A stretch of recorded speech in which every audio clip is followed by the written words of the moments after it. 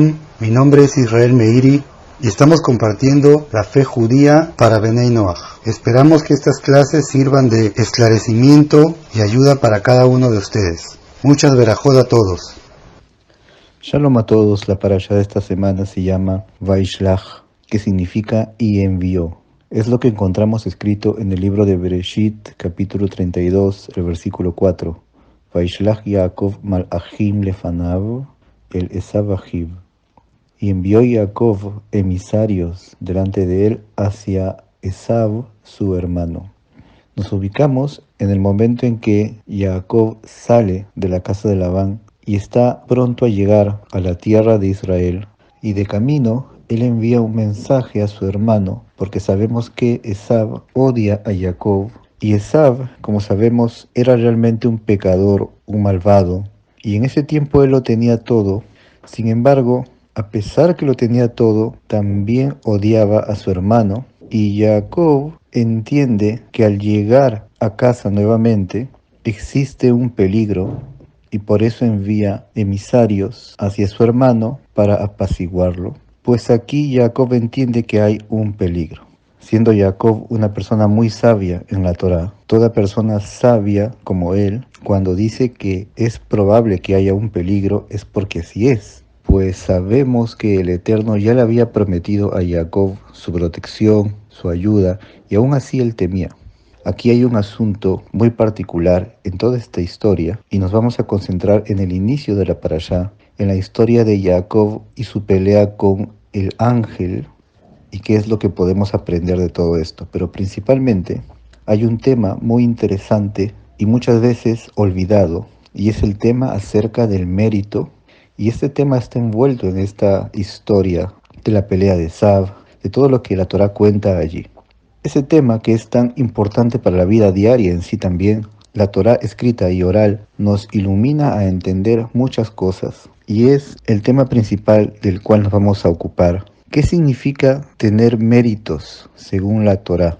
Por ello, te invito, estimado amigo, a quedarte hasta el final de este audio para que puedas llevar contigo principios importantes que la Torá enseña, principios milenarios. Con la ayuda del Eterno vamos a ingresar a la historia y al tema en sí. Aquí en la sección de la Torá nos encontramos en el capítulo 32 de Génesis. Jacob envía un mensaje a su hermano Esav y luego en el versículo 7 dice lo siguiente. Vayashuvu a Malachim el Jacob lemor, y volvieron los mensajeros a Jacob diciéndole, Vano el ajija el Esav, vinimos a tu hermano a Esav, vegam olech likratja, y también él viene a tu encuentro, ve'arba meod ish imo, y 400 hombres con él. Vayirá Jacob meod, y Jacob tuvo mucho temor, vayetzerlo, y se angustió. Aquí tenemos a Jacob teniendo temor que Esav venga a atacarlo. Y sigue diciendo la Torá que después de hacer eso, Jacob elevó una plegaria y dijo en el versículo 10, Vayomer Jacob, y dijo Jacob, Elohe avi Abraham ve Elohe avi Isaac, Hashem aomer elai shuv learseja ulmolateja vetiva emach. Dios de mi padre Abraham y Dios de mi padre Isaac, Hashem, quien me dijo, vuelve a tu tierra y a tu lugar de nacimiento, y haré bien contigo. Katonti mikola hasadim umikola emet asher asita et avdeja. Me he empequeñecido de todas las bondades y toda la verdad que hiciste con tu siervo. Atzileni na miyad ahi miyad Esav. Líbrame por favor de la mano de mi hermano, de la mano de Esav. Todo esto Jacob reza al Eterno, pero aquí vamos a ver en este estudio por qué exactamente le dice estas palabras. Nos sigue contando la Torá que Jacob hizo que toda su familia, sus campamentos, cruzaran el río para avanzar e ingresar a la tierra de Israel. Y él se quedó en un momento solo. Dice aquí el versículo 25, Vayivater Jacob levado, y se quedó Jacob solo, Vayavek ish emo, y se empolvó un varón con él, at alot hashachar, hasta la subida del alba, que sería el comienzo del amanecer. Y aquí es donde se cuenta la pelea que tuvo el ángel con Jacob. Versículo 31. Vaikra Jacob Shem Hamakom Peniel. Y llamó Jacob el nombre del lugar Peniel, Kiraiti Elohim Panim el Panim, porque he visto a Elohim cara a cara, Batinatzel Nafshi, y fue librada mi alma. ¿Cómo pudo ver Jacob a Dios cara a cara? Sigue diciendo el versículo 32, Vaizrachlo Hashemesh, y brilló para él el sol, Kasher Avar et Penuel, cuando pasó a aquel lugar llamado Peniel, Veus Solea al Yerejo, y él cojeaba sobre su muslo. Hasta aquí llega esta primera parte de la historia. En esta sección vamos a ir un momento lo que nos dice la Torah oral en el Talmud, en el Tratado de Berajot, hoja 4, de Rabbi Yaakov Bar Idi Rame. Rabbi Yaakov Bar Idi encontró una aparente contradicción en los versículos. Ketiv está escrito, Veine anochi imach, he aquí yo estoy contigo, Ushmartija bechol asher telech, y te protegeré en todo lugar donde vayas. Es decir, este versículo es la promesa que el Eterno le da a Jacob en el sueño de la escalera. Uchtiv, y está escrito en otra parte, en esta parashá, Vayirá Jacob meot, y Jacob temió mucho. Esa es la aparente contradicción a los versículos. Por un lado, el Eterno le promete que lo protegerá. Sin embargo, en otro versículo dice que Jacob tiene mucho temor. Es contradictorio. Si el Eterno le prometió su protección, es una promesa del Eterno directa hacia él. Su protección, ¿por qué después él teme? ¿Cuál es la razón? Ya tiene la promesa divina. Entonces dice aquí la respuesta. Amar, Shema y Grom Ahet. Dijo Jacob, es cierto, el Eterno me prometió, pero no vaya a ser que el pecado provoque que la promesa que el Eterno me hizo no se cumpla, Hasbe Shalom, debido al pecado. Y antes de seguir con nuestro estudio, te invito a suscribirte a nuestro canal Somos Noágidas, a activar aquella campana que aparece debajo para que puedas recibir los nuevos estudios que estamos preparando para ustedes. Ahora bien, Jacob sabe que todas las guerras están en manos de Hashem, que él es quien determina quién gana y quién pierde en la guerra. En verdad, Jacob no tenía temor de la fuerza física de Esav. Tampoco no temía que Esav tenía 400 hombres con él y eran mayoría. Sabiendo todo esto, Jacob, incluso así, dividió los campamentos, vio que había posibilidad que sucedieran estas cosas, fue al Eterno y sabiendo que él ya tenía la promesa en el sueño de la escalera, va y le ruega, por favor, líbrame de mi hermano Esav, porque le temo. Es aquí donde pasamos a explicar, según lo dicho en la Torah oral, que Jacob tenía temor que no vaya a ser que algún pecado él haya podido cometer que provoque que la promesa hecha a él no se cumpla y que él no sea digno y no tenga el mérito esta vez de ganar la guerra que se avecinaba contra su hermano Esav.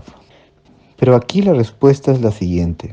En realidad, Esav había decidido tomar el camino del materialismo, del pecado, y ahora Esav está en la categoría de enemigo del Eterno. Y esto implica que el Todopoderoso le paga al hombre malvado por sus pocas buenas acciones en este mundo.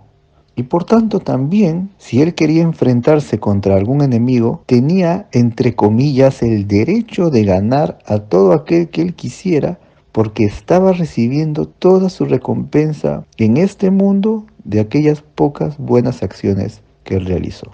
¿Cuáles serían esas pocas buenas acciones que había realizado Esav? Tenemos que él estudió Torah desde niño con Abraham, su abuelo, y con su padre Isaac. Ese estudio no es en vano, requiere una recompensa. Y también Esav se preocupaba mucho por honrar a su padre. Esa honra que le dio a su padre también era un mérito para él. Pero Jacob, todo el sufrimiento y todo el trabajo que él hizo en su vida era para ganar el mundo venidero. Entonces, de manera fundamental, la principal recompensa a la persona justa como Jacob está no en este mundo, sino en el mundo venidero. Por esa razón, Jacob sabía que Esaú tenía fuerza de ganar las cosas en este mundo, pero él tenía su principal recompensa en el mundo venidero. Por ello, no necesariamente podía ganar. Sin embargo, Jacob tenía aquí una ventaja, la promesa divina. Pero a pesar de ello, Jacob sabía que si él hubiera cometido algún pecado, podía provocar que esa promesa no se cumpla por ese pecado. Y hay una cosa que Jacob dijo en su plegaria: me he empequeñecido por todas las bondades y toda la verdad que has hecho con tu siervo, pues con mi bastón crucé este Jordán. Aquí Jacob alude a algo muy interesante que cuenta la transmisión oral. Dice aquí que él cruzó el Jordán, el río Jordán, con su bastón. ¿Qué significa que él cruzó con su bastón? La Torá le explica que él, cuando llegó al río Jordán, tomó su bastón y lo puso sobre el río, y el río se abrió. El río Jordán se abrió para que él cruzara, tal como hizo el profeta Elías, el profeta Eliyahu. Él cruzó con su bastón. Y allí tenemos un acto milagroso que aconteció con Jacob. Y cuando en su plegaria él menciona todas las bondades que el Eterno hizo con él, menciona también que él cruzó el Jordán con su bastón, aludiendo a este milagro.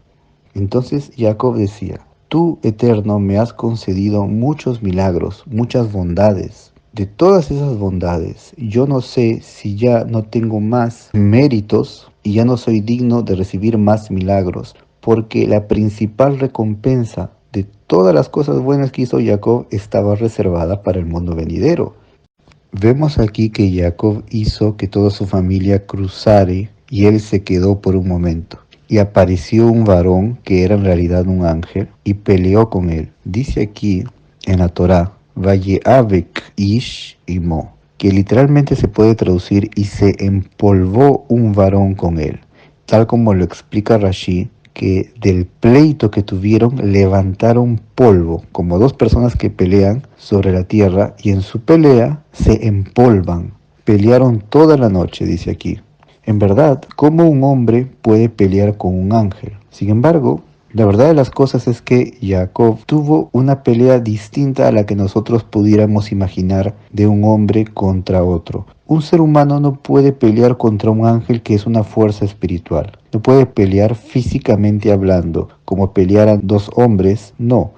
La pelea que tuvo Jacob con este ángel fue una pelea en el ámbito espiritual. En primer lugar, este ser era un ángel, y a los ángeles también se le denomina Elohim.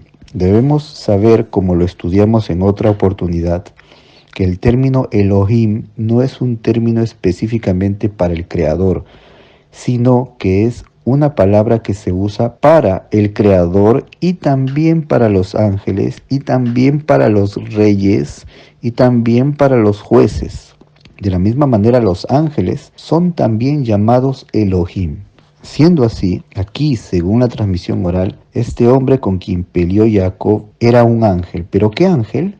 Era el ángel de Esaú, de Esaú su hermano. Cada persona en este mundo tiene un ángel, es decir, tiene un ente espiritual denominado ángel que está junto a él y lo protege. Y no solamente el ser humano, también la naturaleza tiene una fuerza espiritual que llamamos ángel, que también influye vitalidad a esa área de la creación, ya sean las plantas, los animales, etc. El ángel de Esaú vio que Jacob estaba listo a enfrentarse con Esaú, y su ángel en el ámbito espiritual quiso vencerlo, para que si vencía en el ámbito espiritual también podía vencer en este ámbito terrenal. Y esa lucha fue espiritual, y principalmente fue que este ángel buscaba en Jacob alguna falla. Peleó con él, discutió con él en alguna falla que él haya cometido, y buscaba toda la noche fallas en Jacob, y Jacob lo vencía demostrándole que él no había fallado y que él había cumplido los mandatos divinos tal como era la voluntad del Eterno. este ángel no encontraba algún pecado en Jacob y toda la noche buscó encontrarlo. Sin embargo, el término empolvarse hace referencia al polvo, una metáfora que existen acciones en las personas que, aunque no sean pecado, se denominan polvo de pecado, es decir, no son pecados mismos, sino son cosas menores que pueden provocar que sean pecados. Existe un concepto que se llama polvo de lashon hara, que significa polvo de hablar mal de otra persona. Es decir, hay personas que no hablan mal de otros, pero hacen insinuaciones que conllevan a que los demás entiendan que están hablando mal de alguna persona. Hay acciones pequeñas que pueden provocar que otra persona se sienta mal, aunque no haya sido hecha la ofensa de forma directa. De todas maneras, a eso se le llama polvo de ofensa. Y así hay muchas cosas que están en un ámbito muy menor, y a eso se lo compara con el polvo de la tierra, que no es la misma suciedad de la tierra, sino solamente es el polvo, algo muy ligero aparentemente. Entonces, en esta guerra del ángel de Esab con Jacob, él buscaba cosas pequeñas que Jacob pudo haber cometido. Y de manera fundamental, él encontró en Jacob es el hecho que Lea se sintió no querida por Jacob, como lo explicamos en la parashá anterior. Y esto Jacob no lo hizo directamente. Jacob amaba a Lea, pero no como a Rachel. Y a pesar que, como ya explicamos, Jacob nunca hizo nada que demostrara a Lea algo que la pudiera ofender, de todas formas, de manera indirecta, Lea se sintió ofendida, y esto viene a ser algo tan ligero como el polvo de la tierra. Y aquí es donde el ángel encontró algo muy ligero como el polvo de la tierra. Por ese motivo, dice que el ángel pudo tocar aquella sección del muslo de Jacob y provocó que él cojeara sobre su muslo, como dice aquí la historia. Vemos que por algo tan pequeño, Jacob terminó cojeando debido a que el ángel pudo encontrar una falla muy menor en él, y por ello Jacob terminó lastimado en aquella parte de su cuerpo. De esto vemos que el ángel no encontró nada con que dañar a Jacob, sino algo tan ligero como el polvo. Sin embargo, esa pequeña herida que se le hizo a Jacob duró muy poco, porque según la Torá, solo esa noche cogió y al amanecer se curó. Es decir, duró muy poco tiempo. Pero esa aflicción le sirvió como expiación y como pago por el mínimo error tan ligero como el polvo que aconteció en su familia. Finalmente vemos que el ángel no encontró un pecado a sabiendas en Jacob. No pudo encontrarlo. Por eso dice aquí que pasó toda la noche y no podía vencerlo. Y llegado el alba, Jacob no lo dejaba ir. Y el ángel le pidió que lo dejara ir porque ya amanecía. Sin embargo, Jacob no lo dejaba ir. En la fuerza espiritual de Jacob lo retuvo para que no se vaya sin que reconozca que las bendiciones de la primogenitura que le dio Isaac, su padre, sí le pertenecen a él, y que el propio ángel de Esab las reconozca, y así en el mundo espiritual Jacob pueda vencer. Y fue por ese motivo que el ángel reconoció y lo bendijo, y le preguntó: ¿cuál es tu nombre? Y él le dijo: Jacob. Y le dijo: no será tu nombre más Jacob, sino Israel, porque has luchado contra Elohim. ¿Y quién es Elohim aquí? No es el propio creador del mundo. No se refiere a él, al Todopoderoso, al Eterno. Se refiere a los ángeles. Has luchado con los ángeles, en este caso conmigo, dice este ángel. Has luchado con ángeles y con hombres. Se refiere a Esab, que lo venció convenciéndole que le venda la primogenitura. Y finalmente pudiste, dice aquí en la Torá. Y por eso Jacob llamó el nombre de aquel lugar Peniel, porque he visto Elohim, ángel, se refiere al ángel, cara a cara, y aún así fue librada mi alma.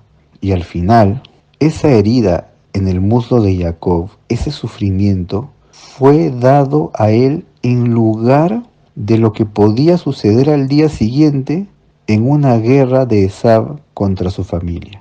Dijimos que Jacob no temía en vano, era un hombre sabio y tenía razones para temer. Pero cuando el ángel lastima esa parte del muslo de Jacob y él tiene ese sufrimiento y cojea, eso le fue dado en lugar de algo peor que sería esa guerra contra Esav. Somos noágidas, la verdad de la Torá para las naciones. Tenemos que entender cómo funciona el asunto del mérito y para ello vamos a nombrar los siguientes puntos importantes. En primer lugar, el mundo entero se mueve en base al mérito. Segundo, que los justos reciben la mayoría de su recompensa para el mundo venidero. Tercero, necesitamos adquirir méritos cada día y esto se puede hacer incluso con actos muy pequeños. Cuarto, debemos entender que no lo merecemos todo. Solo nos hacemos meritorios según cumplamos los mandatos del Eterno. Debemos quitar ese pensamiento de creer merecerlo todo y humillarnos delante del Eterno pidiendo su misericordia. Y quinto y último, no hay que depender de los milagros, sino de la compasión celestial. Por tanto, como Jacob, hay que hacer todo lo necesario para cuidarse, para protegerse, porque no debemos apoyarnos en los milagros, no debemos esperar que los milagros sucedan de pronto, porque el tema de los milagros, que es un tema más extenso, que Bezrat Hashem podremos explicar después, los milagros no están todo el tiempo a la mano de las personas que desean obtenerlos. Sin embargo, debemos apoyarnos exclusivamente en el Creador. Y si rogamos su misericordia, a pesar que no nos apoyemos en los milagros, es posible que los milagros sí puedan suceder si es que nosotros colocamos nuestra confianza en la misericordia celestial. Por tanto, debemos hacer nuestra parte, pedir la compasión divina, y es posible que en su gran compasión el Eterno nos conceda incluso milagros, a pesar de no apoyarnos en ellos en principio. Y a razón de esto, terminamos contándoles una historia que ocurrió en el Holocausto. Un sobreviviente del Holocausto se encontró con el Rab Nissim Yagen y se encontró con él en Nueva York.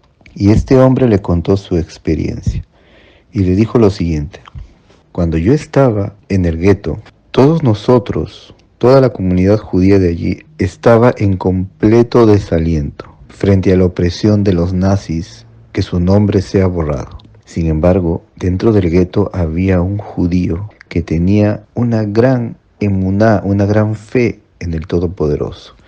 Y él venía con nosotros, hacía tefilá, plegaria con nosotros, cantaba, nos daba discursos y enseñanzas de Torá que nos alentaban para no perder la fe y la confianza en el Eterno.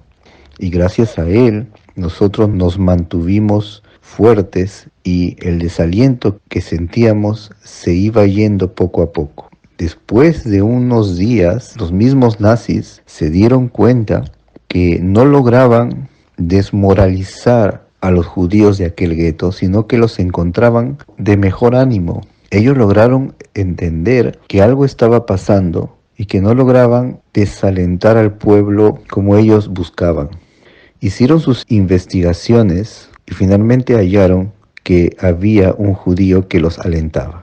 Lo descubrieron y lo llamaron aparte y le amenazaron diciendo: deja de dar discursos, si no, te mataremos públicamente.